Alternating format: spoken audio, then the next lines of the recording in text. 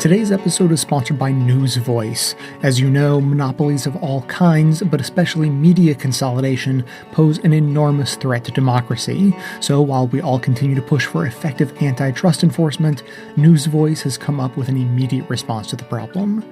News Voice is a website and app for iOS and Android that gives you a personalized news feed by aggregating a mix of mainstream, international, and independent media sources. The whole site's fueled by crowdsourcing and is meant to be a completely open and democratized source of news that lets you get every side of every story, which means that you can help make the news better for others while you use it.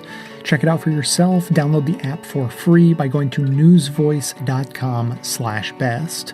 And now, welcome to this episode of the award-winning Best of the Left podcast, in which we shall learn about the monopolistic practices of Amazon with a focus on their effects on labor and wages in America. Clips today come from Start Making Sense, Senator Bernie Sanders' YouTube channel, Building Local Power, Democracy Now!, Belabored, and CounterSpin.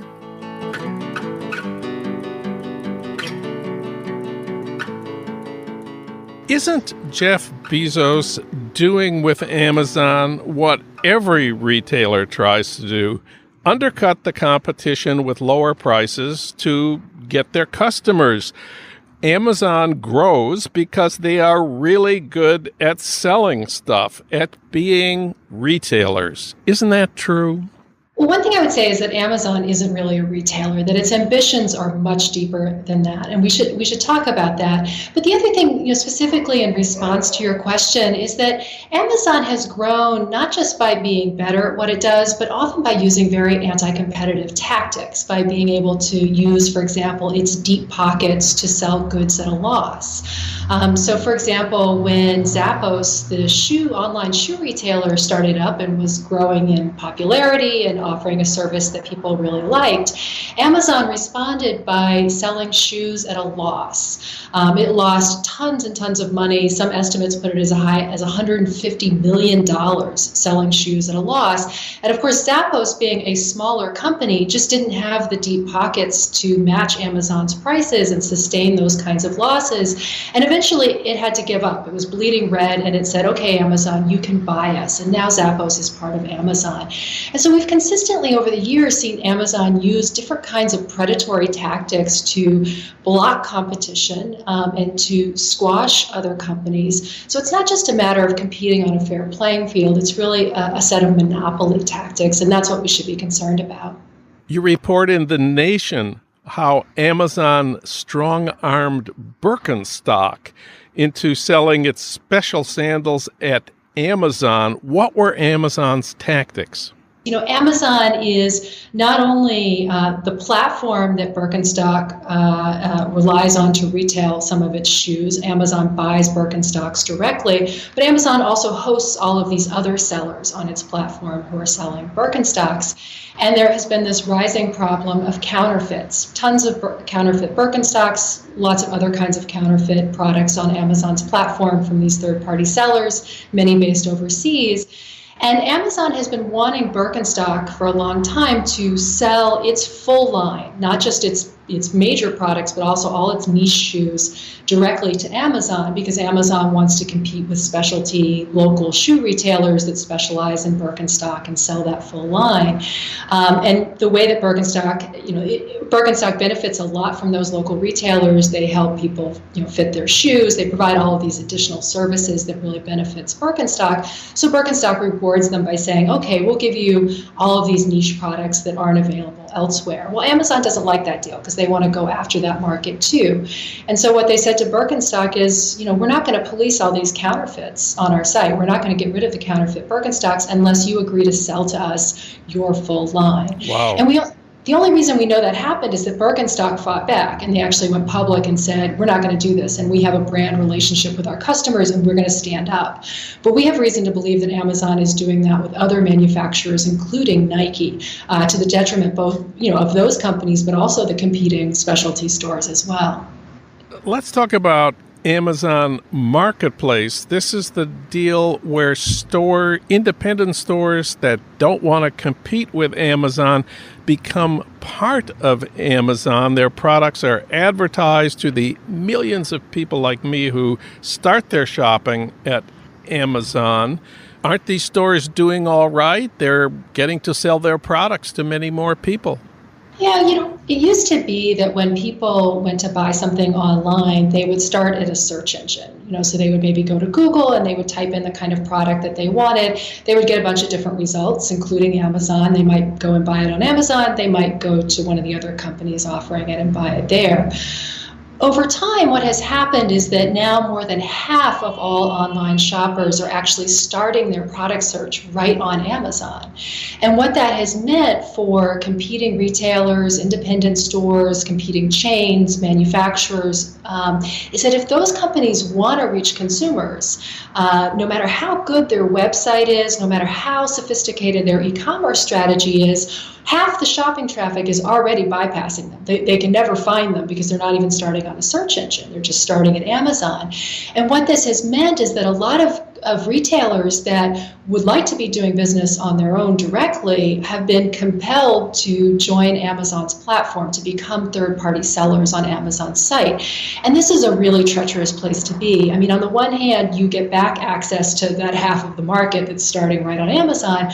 But on the other hand, you're living and dying by Amazon's terms. And we know from a study that was done by Harvard Business School that Amazon actually monitors what those third-party sellers are selling. And if they have a hot product, Amazon brings it into its own inventory and then begins selling it itself and competing directly against them. Amazon often changes fees, and so the fees for using its fulfillment services have been rising dramatically. And of course, the third-party sellers have no other place to turn. And so there's this power dynamic, and this is really what, as a centerpiece of what the article is all about, is that Amazon isn't a retailer. That's not the right way to think about it. Amazon wants to control the underlying infrastructure of commerce. And so that all these other companies that want to reach consumers online now have to use Amazon's platform. And soon, if they want to ship things and have them arrive at the consumer's door, they're probably also going to be using Amazon shipping services. And of course, many companies also use its cloud computing services, Netflix, Condé Nast, all these big companies actually rely on Amazon to manage their data. So in effect, all these other companies in the economy, they need to ride Amazon's rails if they want to get to market. They are dependent on the company that is their most ferocious competitor. And therein lies the conflict of interest that is at the heart of the anti-competitive problem that Amazon presents. Amazon uses that privileged position not only to grab the part of the market that it wants and to shut other companies aside, but essentially to levy a kind of tax across the economy, across all this commerce that's going on its rails.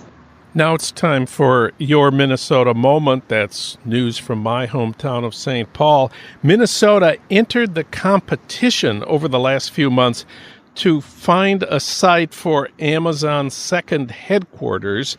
Minnesota offered $5 million in government subsidies if Amazon would build its second headquarters somewhere around the Twin Cities, but that got rejected.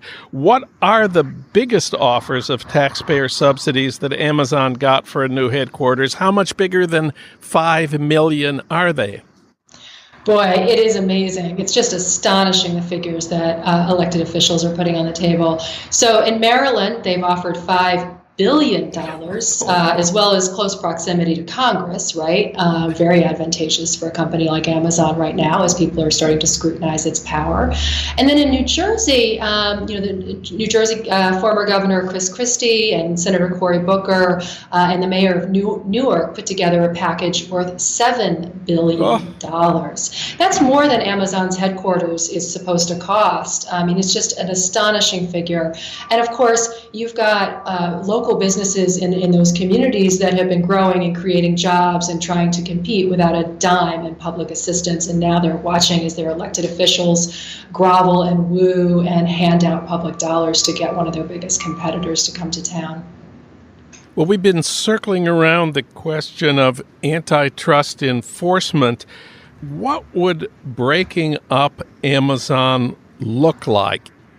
So with Amazon, I think the essential thing is that we need to get rid of the conflict of interest that's at the heart of its business model. So we need to separate Amazon as a platform that other companies use in order to sell goods online and to reach shoppers. We need to separate that from Amazon as a retailer and a manufacturer of goods itself, so that the company is no longer able to use what it learns from the companies that rely on it to reach the market in order to compete against them and undermine their business. And in some ways, this is, sort of harkens back to the kinds of problems that we faced, about a century ago with the railroads. When the railroads first came along, they were owned by these industrialists who also owned factories and other kinds of companies, and they used their control of the rails to privilege their own goods and shunt aside goods made by their competitors. And so that's what really gave rise to our antitrust laws in the first place. And we said to the railroads, you're a common carrier, you have to treat all comers equally and be a sort of fair medium for people to get to the market. And that's really what we need to do with Amazon. The Trump administration is obviously not going to engage in antitrust enforcement against Amazon or probably anybody else, but could cities or states go after monopolies like Amazon? You're part of the Institute for Local Self-Reliance, so this is your thing. Could state or local action work in the case of Amazon? There are certainly things that cities can do in response to Amazon. There are strategies that we're promoting that help communities strengthen local businesses, and in doing so, really insulate their local economies from the worst effects of Amazon. There are other things too. Cities can certainly look at, for example, their own purchasing, their public procurement. Are they buying goods and services from Amazon, or are they buying those goods and services locally? I also think that state attorneys general can play an important role here. We've actually seen the Missouri Attorney General open an investigation into Google for potential anti-competitive violations. And some of our most important, antitrust cases in the past, including, the Standard Oil when they were broken up, the Microsoft case in the 90s, those actually really got started with state attorneys general who were doing investigations, and then it eventually got picked up at the federal level. And so I'm hoping that some state AGs will begin to be looking at Amazon more closely.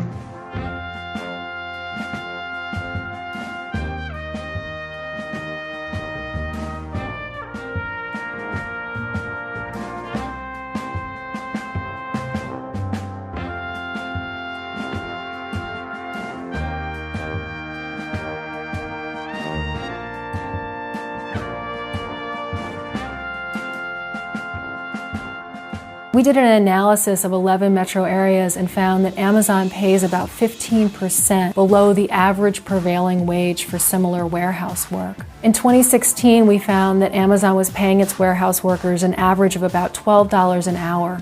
That's no better than Walmart for work that is much more physically demanding. Amazon's approach to work is at once highly futuristic and also this throwback to this distant past. Its warehouses are highly mechanized. Robots zip around to this very sophisticated choreography. Meanwhile, many of the people they interface with are toiling under working conditions that seem like the 19th century. People who work inside Amazon's warehouses describe the pace of work as just grueling, and they're often required to meet these targets that are set so high that they experience failure and just complete exhaustion as a routine of their everyday work. Here's a quote from a recent job posting of Amazon's to give you a sense of what it's like. You must be able to lift up to 49 pounds, stand or walk for up to 10 to 12 hours, and be able to frequently push, pull, squat, bend, and reach. Many warehouse workers actually carry devices that give them an order and then count down the seconds they have to complete a task. Within any given warehouse, there are both regular workers and temporary workers. It's not unusual for as many as half the workers in a warehouse to be temps. They wear different colored badges to denote their status. Blue is for regular workers, white for temps. Amazon likes to call all of these temporary employees seasonal, but the company actually relies on them year-round. Temp workers are denied benefits benefits. The biggest benefit of temps is that they help Amazon keep regular employees in line. It's really hard to stick your neck out and demand better conditions when Amazon can easily replace you with a temp. The warehouse sector is a low-wage sector often, but Amazon's wages are even lower. Now Amazon is bringing this really precarious low-wage labor model into package delivery. Amazon is delivering more of its own packages, and to do this work, it's often relying on flex drivers. These are drivers who use their own vehicles, much like Uber, and they're paid a flat rate for each batch of boxes that they deliver, regardless of how long it takes them to deliver those boxes. What this really reminds me of is the old piece rate labor system that was used in the garment industry more than 100 years ago. Labor unions fought hard to get rid of it, and now Amazon is bringing it back. And as Amazon does more and more of its own package delivery and uses this kind of flex labor system, who's at risk? Well, some of the people who are at risk are hundreds of thousands of unionized workers at UPS and the Postal Service. This is one of the last surviving corners of the working middle class. Despite all of this, Amazon likes to tout itself as a job creator,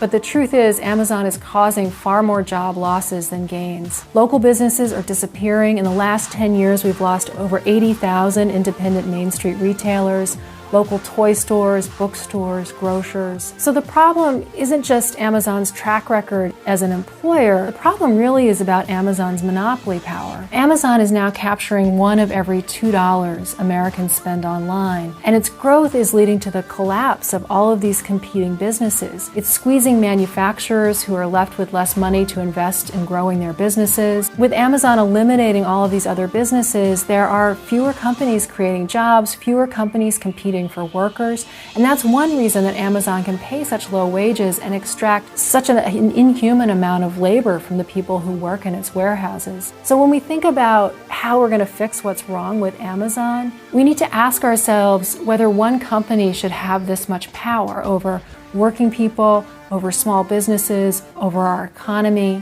For workers to thrive, for our economy to thrive, we really need to confront Amazon's power directly.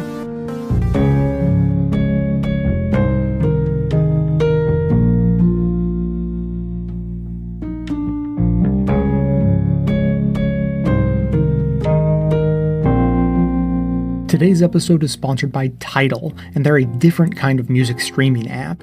They work to foster the relationship between artists and fans, and they value diversity in music, all while also using their platform for good. They offer unlimited music and video available completely ad-free, so you can play your favorite classics and discover new artists just like you'd expect, but they also bring a social justice angle. Tidal's 4th annual benefit concert, Tidal X Brooklyn, supports criminal justice reform. All net proceeds will go to the organizations working to reform our criminal justice system, like the Equal Justice Initiative, Reform, the Innocence Project, and Cut 50. Over 65% of prisoners serving life without parole for nonviolent offenses are African American, and 1 in every 15 African American males is incarcerated compared to just 1 in every 106 white males. That means that 1 in 3 African American males can expect to go to prison in their lifetime. So tune in and donate to the cause at tidal.com/Brooklyn. Past concerts have featured artists like Stevie Wonder, Nicki Minaj, Jay-Z, and Jennifer Lopez. The live stream is free, so mark your calendar for October 23rd and tune in at tidal.com/Brooklyn.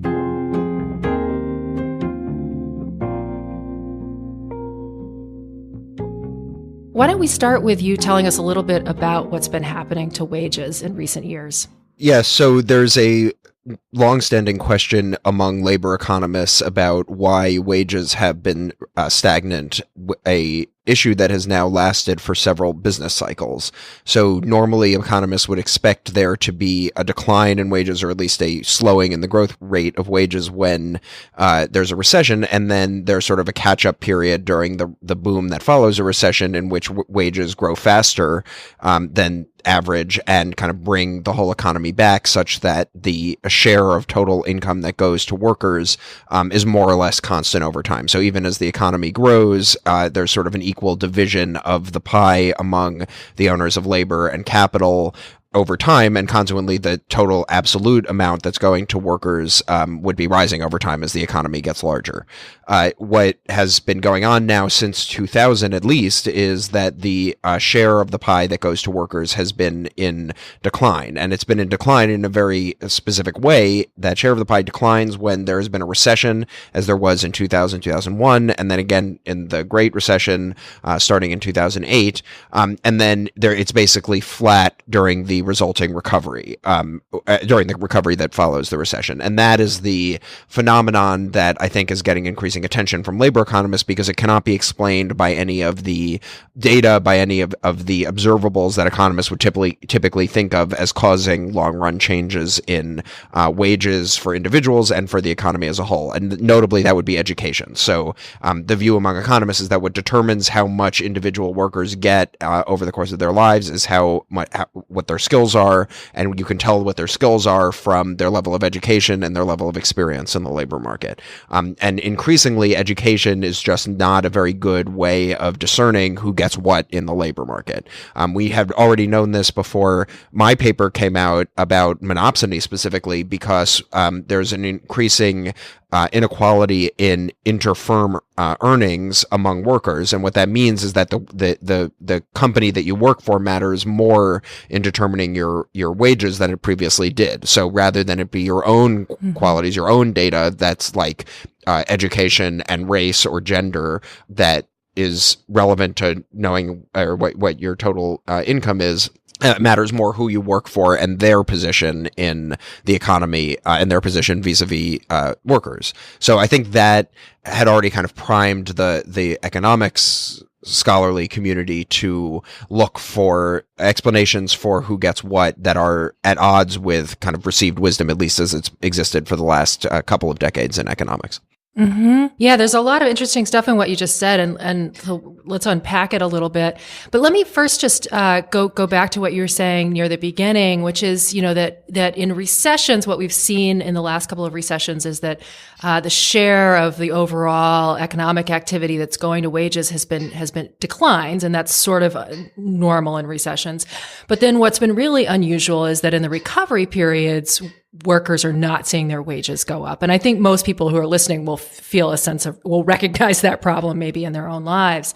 What's really striking right now is I think if I read this correctly, unemployment is now at a 17-year low. I mean, we would expect, am I wrong in that kind of condition that we're experiencing right now? Wouldn't we expect wages to really be being pushed right up? I mean, if there's that much demand for work overall, that would have this effect on wages, but we're really not seeing that. And what signs of growth we are seeing in wages are kind of tepid. Is that right? Yeah, I think so. There's definitely a puzzle that results from, well, if unemployment is so low, why aren't workers kind of getting cut in on the deal, so to speak? I want to kind of drill down directly to one of the statements that you just made, which is the reason why unemployment is low is because demand for labor is high. And I think that's the thing that economists would typically have assumed when unemployment is low, that is because demand for labor is high. But that is potentially one of the mechanisms that is sort of broken in the economy. I think one of the causes of measured low unemployment is that a lot of people have left the workforce, and that you can see that in both at sort of younger ages, people spending more time in school, people going back to school, people getting credentialized, and also at older ages, people sort of finding ways to take what amounts to early retirement, or taking early retirement as opposed to waiting for sort of full retirement. All of those mechanisms are kind of eating away at the labor force from both ends of the age distribution. And even in the middle, you see people exiting the labor force kind of for good and becoming discouraged. I think that matters a great deal for whether, to what extent monopsony is kind of the ultimate cause of these problems, because monopsony is a problem that would cause firms to demand fewer workers, and thus lower wages for the workers that they already have. And that could sort of macro level exactly be at the heart of these issues of, well, why has labor force participation seemingly declined among workers at kind of every level of the labor market life cycle? Hmm. Yeah, and we've got an opioid crisis out there, and Right. people dying earlier than they used to. So I think that sort of feeds into maybe part of this despair and being outside of the job market that you're talking to. It's all kind of wrapped up maybe together. So you used a word a couple of times now, monopsony. Now, most people are like wondering, are you misspeaking? Did you mean monopoly? Because that's a word people know. But what is monopsony? So monopsony is like monopoly, except it's when the power is held on the buyer side of any market. So you could have a monopsony in, say, the market for agricultural products, as I think we probably do have.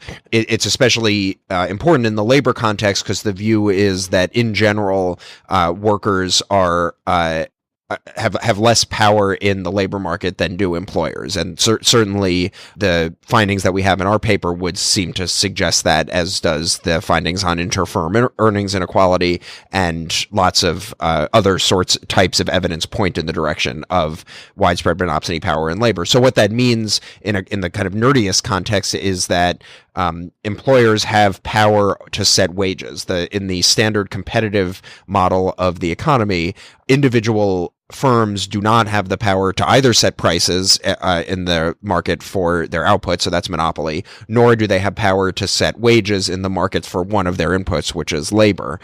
They just go to the market, and if they need a new worker, the market sets the price for that worker. When there's monopsony power, firms' decisions change because they affect the wages that all of their workers make when they decide to employ or not employ a worker at the margin. So in the sort of most orthodox model of labor market monopsony, firms will choose to hire fewer workers than they do in a competitive labor market because of the effect that hiring fewer workers has on the price, on the wage they pay to all of their workers. And that's kind of the fundamental story that's going on, not just in our paper, but in all of the kind of theoretical work about, why would we think that monopsony would have an effect on all of these labor market outcomes we've been talking about, not just wages, but also people exiting the labor force. As you pointed out, the opioid crisis, lots of sort of what I would consider labor market pathologies can potentially be explained by widespread monopsony power. Mm-hmm. Labor market pathologies. That's a new phrase I haven't heard before. So a lot of our listeners are probably familiar with monopsony in the context more that we've talked about it on this show before, where a company is so powerful that it can set the price that it pays for a certain input. So we've talked about this, like, for example, in agriculture, where farmers are trying to sell, their hogs or their chickens, and the processing industry is so concentrated into a few hands that those companies basically can say, we're not going to pay you very much, and you have no competition. And this is kind of the same thing, but it's about wages and that what workers can get in the marketplace. So you've done, together with a couple of other economists, Jose Azar and Ioana Marinescu, have done a couple of studies that really delve into this and have been getting a lot of attention. And I want to talk a little bit about the first one that you did, which came out back in December. And I'll say to listeners, you can go to the show page for this episode, and we'll post links to these studies and to the New York Times article and everything else. And you'll find the show page at ilsr.org.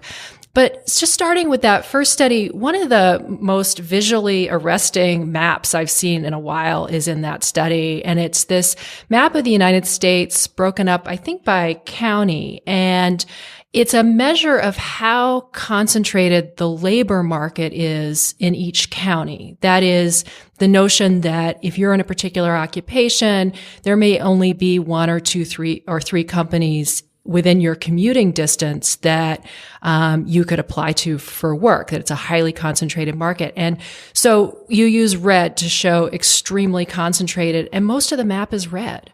And then, some other parts of it are orange and yellow, which are highly and moderately concentrated. That's pretty much the rest of it, orange, yellow, and red. And then there are a few islands of green. Those are unconcentrated markets, but they're very few. It's Minneapolis, Denver, Boston, Miami. It's mostly cities. And then just surrounded by this sea of highly concentrated labor markets. Tell us a little bit about what's behind this map. What kinds of occupations are you looking at? What does this really mean?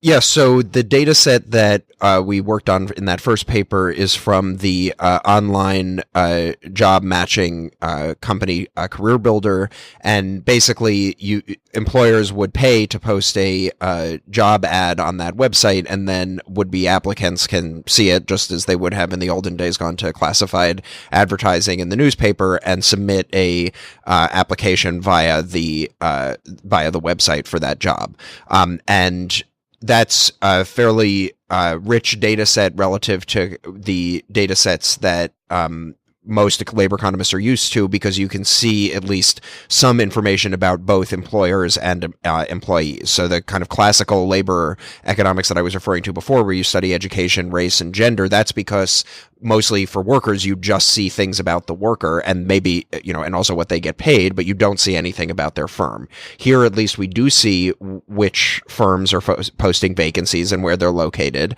And we can thereby create the map that you're just referring to. So what we did was look at the occupations that arise most frequently in this database. So I think it's 20 most frequently appearing occupations, and we define the labor market as the vacancies that are posted for those occupations within a given commuting zone in a given quarter.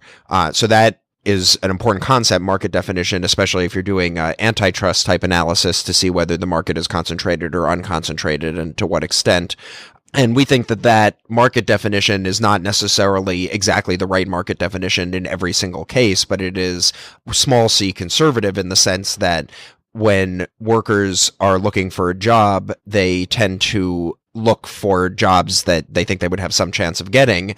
And if you look at the occupation level that we look at, it's actually wider than the set of jobs that workers would think they have some chance of getting, looking at that data set from the perspective of which jobs do the workers actually apply to. So we're including more job vacancy postings in our market definition than we think are really relevant to individual workers who are looking for a job. So that would tend to underestimate the degree of concentration in that labor market. And yet we still find the results that you refer to, which is that labor markets tend to be highly concentrated. One last thing to note about how that chart is created, how that map is created, is, this whole data set is about job vacancy postings. Insofar as economists have studied labor market concentration at all before, it tends to be the concentration of employment and not the concentration of vacancies. And I think it is correct to look at the concentration of vacancies if you can, as opposed to the concentration of employment, which generally easier to get data on the concentration of employment, because what's really relevant to workers who are looking for a job is how many firms are actually hiring. And again, going back to the idea of pathologies of the labor market, one thing that we observe in this era of slack labor markets is that workers tend to stay in the same jobs for longer because they themselves cannot move up the job ladder, as is the sort of metaphor that economists typically use. And the flip side of workers staying in the same job for longer and not moving up the job ladder is that any given job is vacated less frequently. So even if, say there's a number of people currently working as a farm equipment mechanic in the area of Wisconsin where Matt Gies works, that doesn't necessarily mean that there are vacant jobs in that area that he could potentially apply to. And that's why I think we show a finding that caught a lot of people's attention, because they tend to think like, oh, well, every firm, maybe not every firm has a farm equipment mechanic, but every firm, has administrators and secretaries, and certainly it seems like the healthcare sector employs a lot of people. So you would think that, say, the market for nurses is relatively unconcentrated, but no, that doesn't necessarily mean that there are jobs available for people in all of these different occupations, especially not for people who are looking for a job. There, I think there are many fewer options to be had, and that's why the finding of concentrated labor market seems to ring so true with people.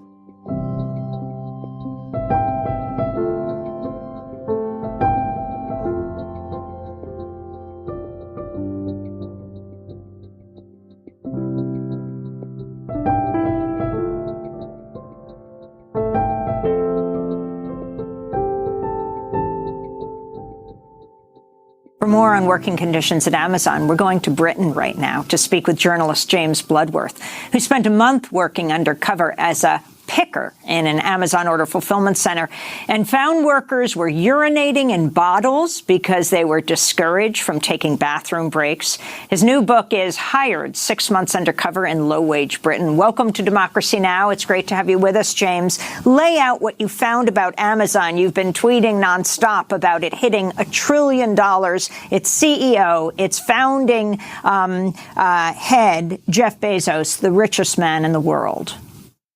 Yeah, I mean, I've been tweeting about it and doing things like this in the media because it's really important, I think, to recognize what that huge wealth that Jeff Bezos and Amazon have accumulated, what that's built on. So before I went in 2016, I went into an Amazon warehouse here in Britain.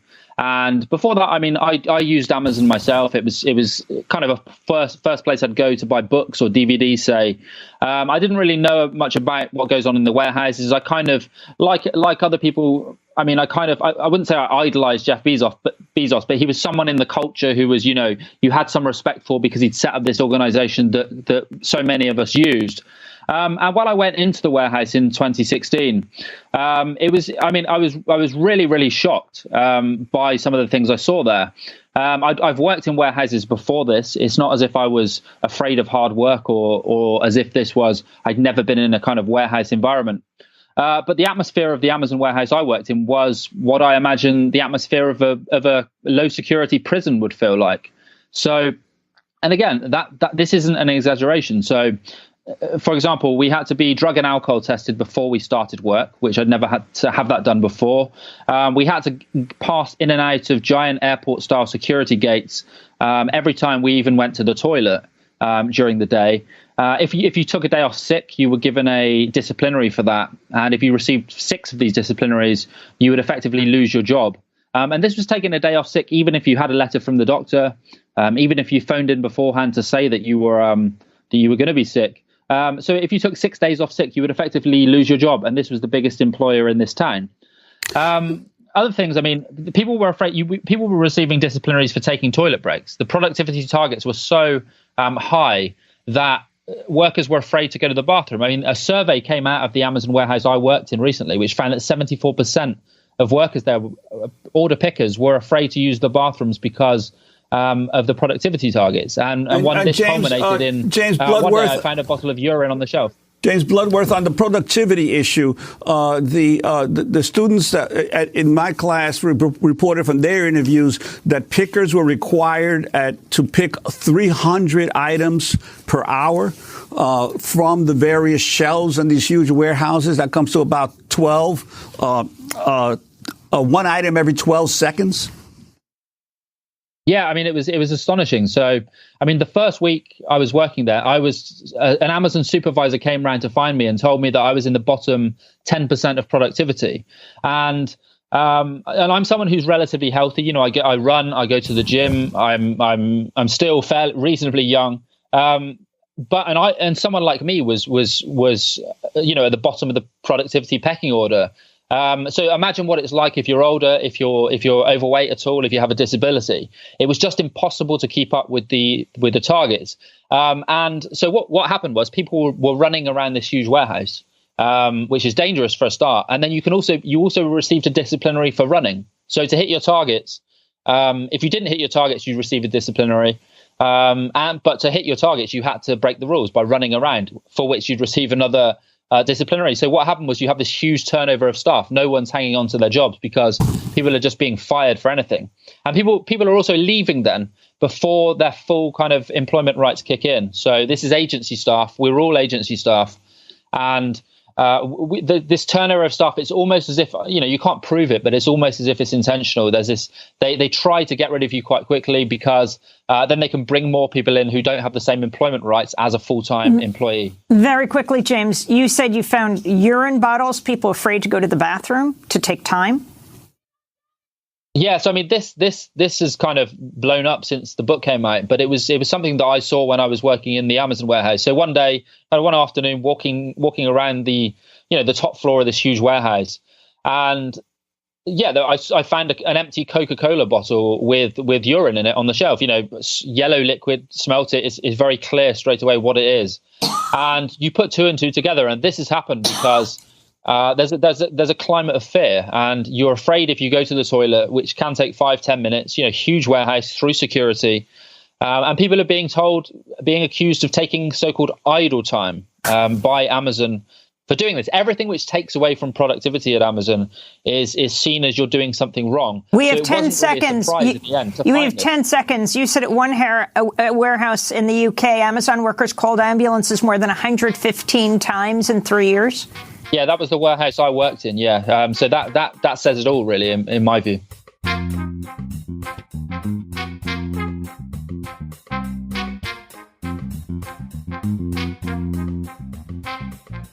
As you know, we've been keeping our eye on the upcoming elections, this year more than ever, because if we flip just 23 districts in the House, Democrats will take back the majority, and that's the best chance we have to put a check on Trump. That means protecting our healthcare, protecting the rights of everyone, and protecting our democracy. Swing Left is helping organize volunteers to help get this done. When you join at swingleft.org/left, you will be immediately connected with other volunteers in your area who are working to win the race in a nearby swing district. You'll find out where and how you can make the most impact on flipping the House starting right now. Democracy doesn't just happen once every couple of years, it's what happens on every day in between. So don't just vote this year, volunteer. Join the grassroots movement that's working for change in this year's midterms election. Again, sign up now at swingleft.org/left.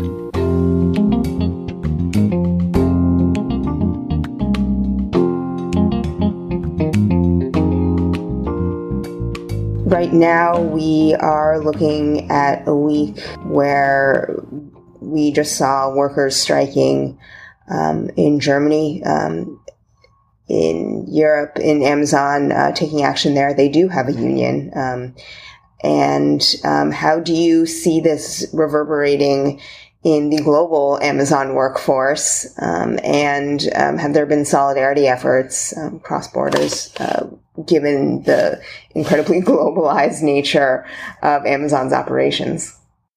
I think that there's an incredible opportunity for solidarity across borders.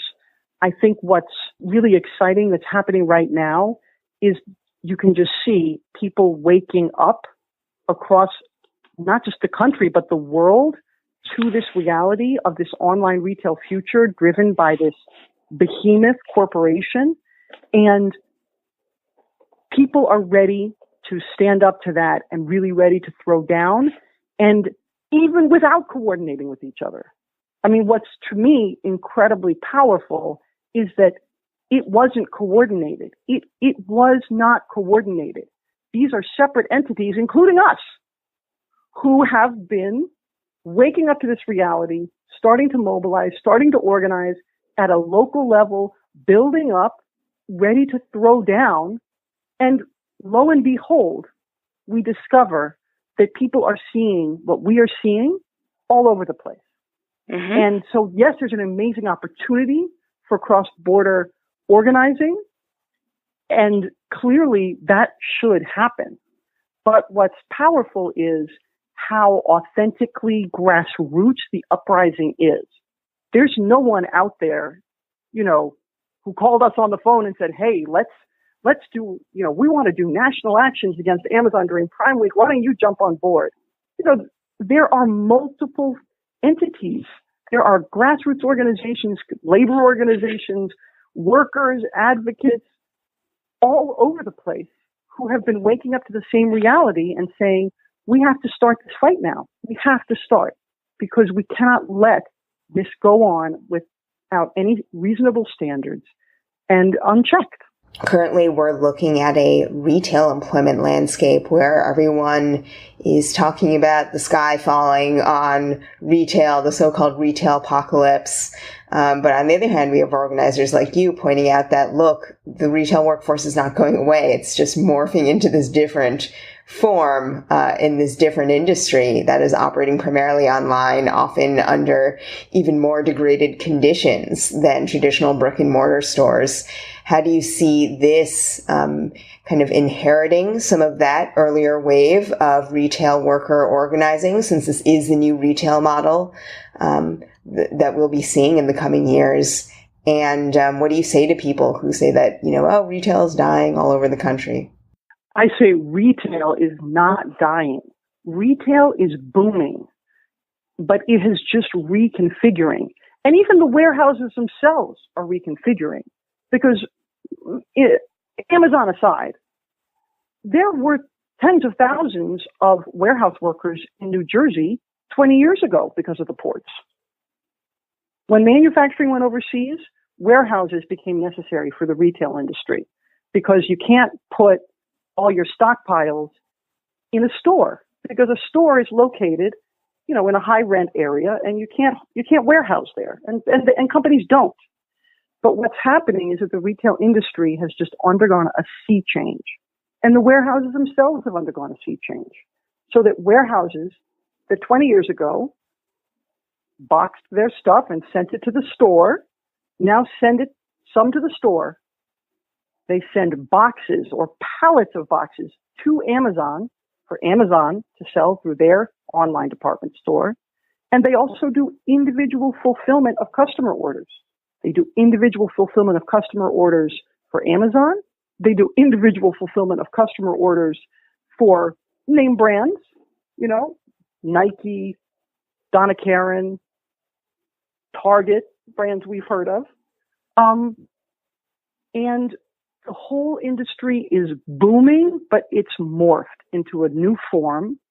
And, but consumers are consuming. I mean, we all see those boxes pouring into, our residential communities. Whether you live in a house or you live in an apartment building, people point, click, their stuff is coming. Retail is booming.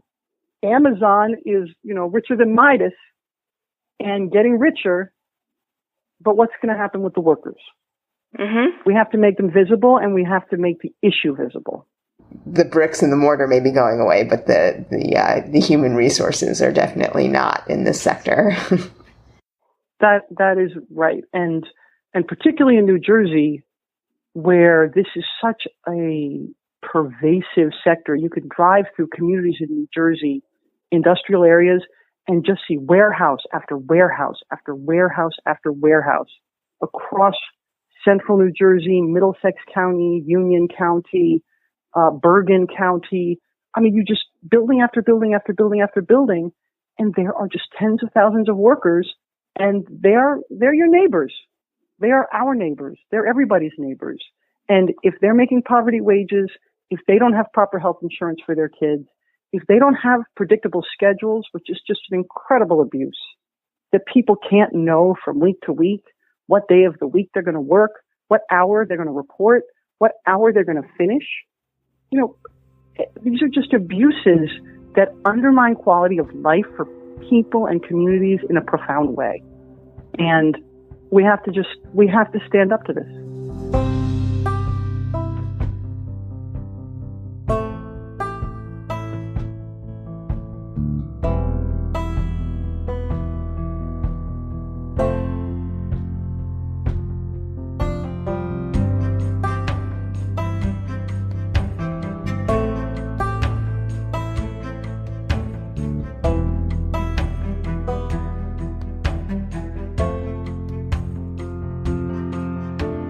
Small business owners like me are competing against, and in many ways, even controlled by, companies like Amazon. The shift to online shopping and the growing dominance of big box stores and online retail giants like Amazon are threatening the livelihood of the small business community and the workforce across the state and the nation. If our local and federal policies don't keep up with the rapidly evolving landscape, we will all pay a price. Chances are, if you've purchased something online recently, you've interacted with Amazon in some form or another. Amazon's quickly become one of the world's top online retailers, capturing nearly $1 of every $2 that Americans spend online. Retailers and workers across the state and the nation are feeling the impacts of this dominance, and they escape paying taxes, and they choose to offer low wages to their employees despite the company's profits. Even more outrageous, the Institute for Local Self-Reliance released a 2016 report that reveals that not only does Amazon use overseas tax havens to dodge paying taxes, something I can't do since I live here in Vermont, they avoid paying sales tax in 16 states and use anti-competitive tactics to eliminate or gain control of competitor businesses. At the same time, Amazon has received over $600 million in public subsidies since 2005 to support the creation of its fulfillment centers. Amazon's CEO, Jeff Bezos, is now infamously known for having surpassed Warren Buffett as the richest person in the world. He reached a net worth recently of $158 billion. And yet, despite this extreme wealth, Amazon continues to intentionally destroy and gain control of competitors' businesses and, more importantly, exploit its own workers, while the rest of us are left to pick up the tab. We've heard in the news that Senator Sanders introduced legislation targeting larger companies like Amazon and Walmart and other major retailers by requiring that they pay a tax to cover the cost of federal assistance for their employees. I support this initiative as a concrete step towards leveling the playing field for locally owned, independent, bricks and mortar businesses. We support local communities contributing to a strong workforce, and it will reduce income inequality and help in expanding the middle class. As a small retailer competing with Amazon and big box stores, and with the shift to online shopping in general, it can be difficult to bring in enough revenue to stay in business and to provide my employees with higher wages and robust compensation packages. I and the members and leaders of the Main Street Alliance believe in a small business-driven economy and its connection to a thriving community. Our policies, state and national, must reflect the changing economy and ensure that we aren't favoring wealth-extracting giants like Amazon that dominate the market and decimate our communities. The success of locally owned independent businesses is inextricably tied to the health and well-being of the communities. Vermont's small business owners understand this, and Amazon certainly does not.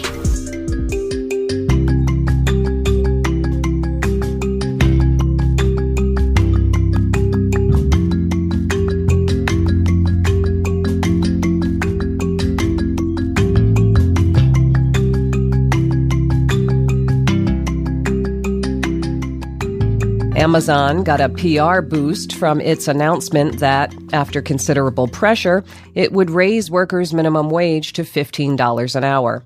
Immediately after, we learned that the company would simultaneously be cutting monthly bonuses and stock options, such that many warehouse employees have said they'll actually be getting less money. That sort of maneuver is one of the things that rubs many people wrong about Amazon, now one of the country's largest employers, along with responding to charges of abusive conditions by having select staffers maintain Twitter accounts in which they explain Stepford-like how glorious it is to work there. But maybe most galling is the disjuncture between nickel-and-dimed employees, some of whom report peeing in trash cans because bathroom breaks are recorded as time off task, while Jeff Bezos is rich as Croesus. And how is it that a company with paid employees who rely on food stamps and that demands tremendous subsidies from communities just to locate there can be held up by media as an exemplar of success? It matters whether we label Amazon a success without asterisks and whether we're okay with the extent of its power. One with questions on that is journalist Neil DeMause. His latest book is The Brooklyn Wars, and he joins us now by phone from Brooklyn. Welcome back to CounterSpin, Neil DeMause. Always a pleasure. Well, I think many people think of Amazon as a guilty convenience. You know, we know the company has problems, internal and societal. So if we use it, we feel culpable. And this frustrates me. You know, Amazon's malfeasances are not determined by people who don't have bookstores in their town, or people who can't physically go out to the store, but there's the limit. And you write about this in your recent piece for Gothamist, the limit of seeing ourselves only as consumers. That's our only power, is where we spend money, but it turns out not to be very much power. So I'll just ask you the question you pose in the piece. In the absence of a trust buster in the White House, is there anything that mere mortals can do to reduce Amazon's sway over our lives and pocketbooks? And then for those who may wonder, why should we want to reduce that sway? Yeah, it's interesting. I mean, I certainly empathize with everyone else who looks at Amazon as a convenient pleasure, I mean, it is a phenomenal way to avoid thinking about where the best place is to get a product, where the cheapest place is to get a product. You just think, well, I've already got my Prime membership, I'll just go to Amazon and they'll have it for some price that is probably okay, and the shipping's free, so it's great. And look, I can, go and watch a TV show while I'm there. But one of the interesting things is, we sort of have this idea of the way to respond to corporate malfeasance in our age is to vote with our pocketbooks, right? And we've learned from boycott movements, and, I remember back 20, 30 years ago, there was a spate of paperbacks that came out about, how to shop for a better world. And it very much is sort of the ethos of modern times that you make a statement with your dollars. And that was not always the case. And one of the things I found interesting in researching this article was the degree to which that was, first of all, a response to some of the big corporate chains like A&P in the 20s and 30s trying to get people to identify more as consumers because they wanted people thinking and voting on the basis of what's best for me for, easy shopping, not what's best for me as a worker, what's best for me as a business owner who has to, compete with these chains. And then again, after that, starting in the 60s and running through the 80s and 90s and up till today, consumer movements as a response to our lack of political power in other ways, right? If Congress is all sold out to corporations, at least we can vote with our dollars. The problem, of course, being that that's not a very effective way of accomplishing things. So, one of the things I try to do in the article is sort of look at both what you can do when you go to shop, but also what you can do to affect our shopping choices and our corporate world outside of that sort of consumer basis. Well, yeah, so much, first of all, that's presented as kind of eternal is actually just historical, and there has been a shift. Now we talk about companies. Are they good companies? Are they bad companies? But it used to be that just bigness itself, just size itself and power was considered to be a cause for concern. Yeah, and clearly Amazon with this announcement this week of, raising their minimum wages is trying to cast themselves as we're not bad guys, we're good guys, right? And that's kind of not, shouldn't be the point, right? I mean, it's nice that they're doing that, but does that mean that we should trust a company with massive control over all areas of our consuming experience and our entertainment experience and our cultural experience and the ability to compile, massive amounts of data from our behaviors in all these different places? Does it make it better if they're nicer people rather than worse people? I mean, I guess a little bit. But really, if we're going back to the principle that power corrupts and absolute power corrupts absolutely, the idea is really nobody should be trusted with that level of power, which is the whole point of the antitrust movement of late 19th and early 20th century. And I think one of the realizations here is, and what Stacy Mitchell was saying eloquently in my article, is that we need to not just approach this as how do we find the most conscientious way to shop, but we need to really have a return to antitrust. We really haven't had a strong antitrust movement to break up these enormous monopolies in the last few decades. And, regardless of whether it's Democrats or Republicans in power, we really need to start pushing in that direction. Well, and what Stacy Mitchell from the Institute for Local Self-Reliance says is that folks are starting to see that, she thinks, that there was a period where Amazon was this bright, shiny thing that made life easier. And now it's starting to shift a bit to people recognizing that canceling your Prime account is not necessarily going to be enough, given that, as you report, a lot of what Amazon does is out of the reach of individuals. They're selling to public agencies, they're selling, over your head, in a sense. But there is movement afoot to talk about antitrust in a way that might make it more meaningful again.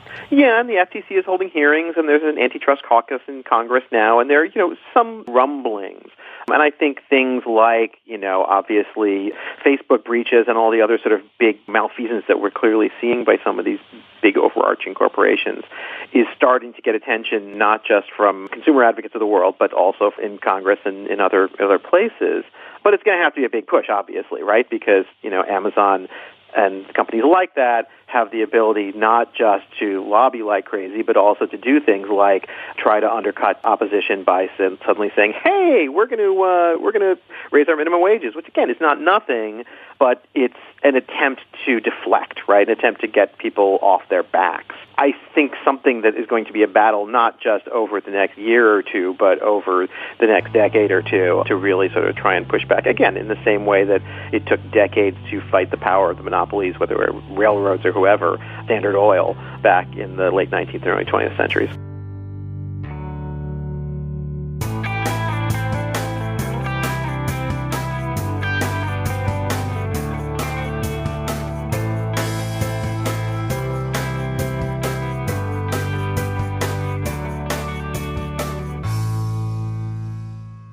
We've just heard clips today, starting with Start Making Sense, talking with Stacy Mitchell about all of the reasons why it's time to break up Amazon. Then we heard an explanation of how Amazon drives down wages from a video on the Bernie Sanders YouTube channel. Building Local Power dove into the details of monopolies, monopsonies, and highly concentrated labor markets. Democracy Now! Spoke with journalist James Bloodworth about his time spent working in an Amazon warehouse. Belabored interviewed an Amazon worker about the multiple strikes that took place on this year's Prime Day. Another video from Bernie's YouTube page explained how Amazon hurts small businesses. And finally, we just heard CounterSpin talking with Neil DeMause in the wake of Amazon getting credit for raising their minimum wage just before revealing that they would be cutting bonuses to pay for it.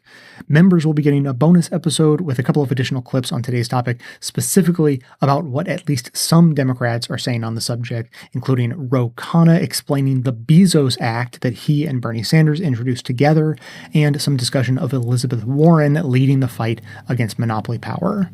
To hear all of that and for other details on membership, visit patreon.com/bestoftheleft. You can find that link in the show notes on your devices, which is also where you can find links to each of today's segments for easy reference and sharing. And now, we'll hear from you.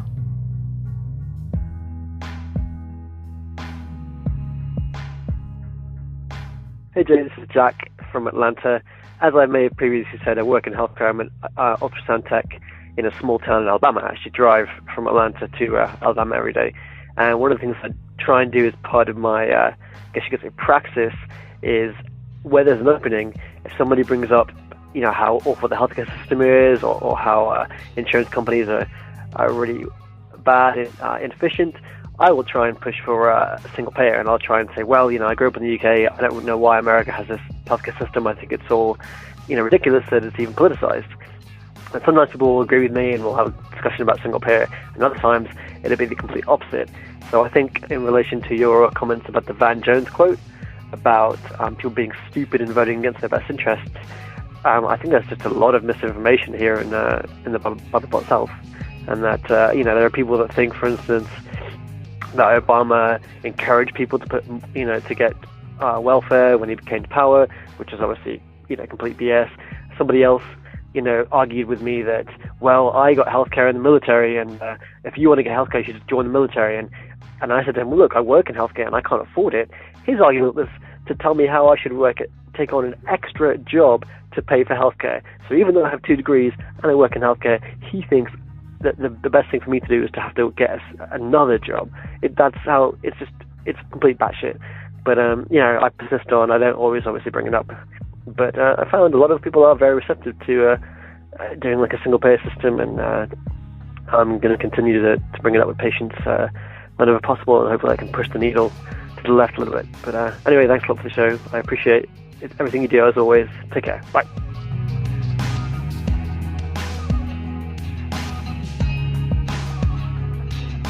Thanks for listening, everyone. Thanks to the volunteers who help gather clips to make this show possible. Thanks to Amanda Hoffman for all of her work on our social media outlets and activism segments. And thanks to all those who called into the voicemail line. If you'd like to leave a comment or question of your own to be played on the show, you can simply record a message at 202-999-3991. Now, just some quick comments today on the issue of the week, really. Obviously, the Kavanaugh hearings and confirmation just wrapped up. I lived through it just like all of you did. It's been a horrible time, and very, very understandably, rightfully, there is a lot of anger being directed at Joe Manchin right now. Of course, I join everyone in their anger at Joe Manchin. That said, that anger is being directed by some in very unproductive directions, and so I just wanted to touch on that today. I have no idea how widespread this is, but I know that people don't know the details of how the government works because it's super boring.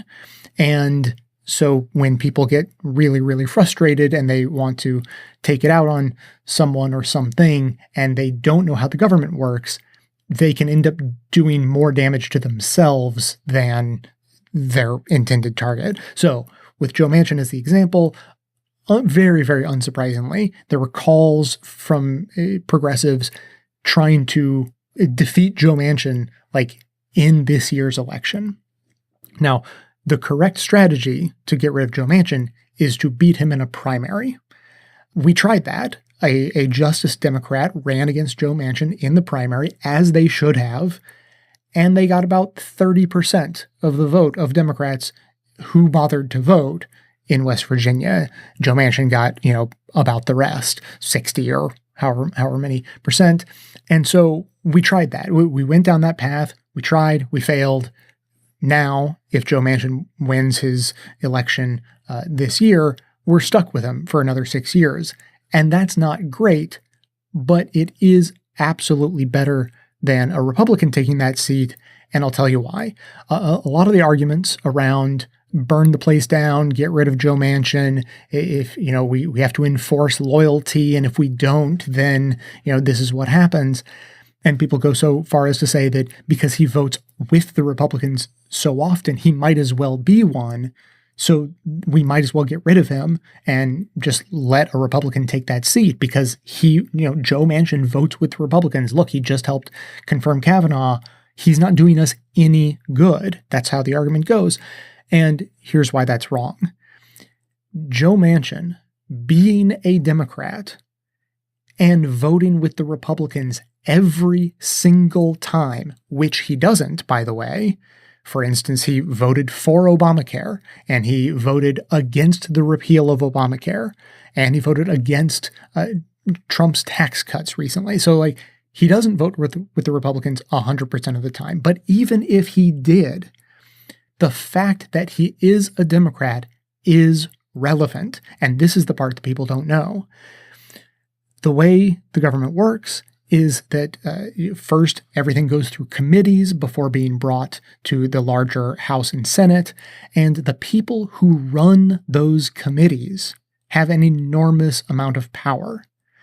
And the people who run those committees are members of the majority party, whichever party that happens to be.